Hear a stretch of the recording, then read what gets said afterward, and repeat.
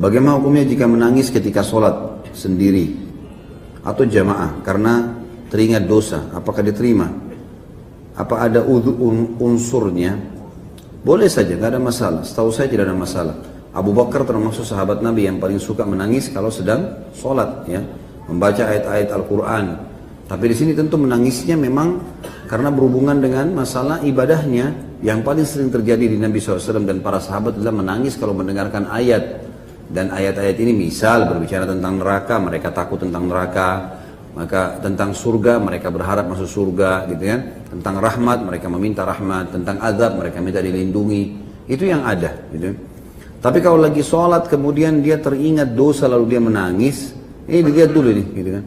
Khawatirnya malah ini ditunggangi oleh syaitan membuat dia tidak khusyuk dalam sholatnya. Akhirnya dia cuma kebayang-bayang dosanya saja, gitu kan. Akhirnya sholatnya tidak khusyuk, tidak tahu baca apa, gitu. Nah ini harus dilihat ini, jangan sampai was-was syaitan.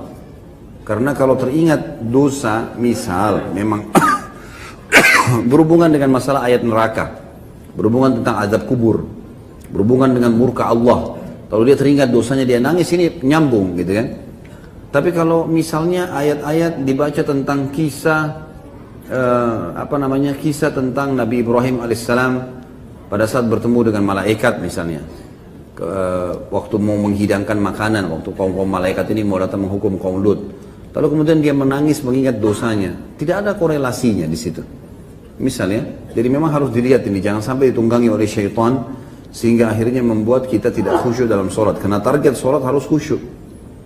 Jadi kalau nangis ada korelasinya boleh, kalau tidak ada maka ini dihindari.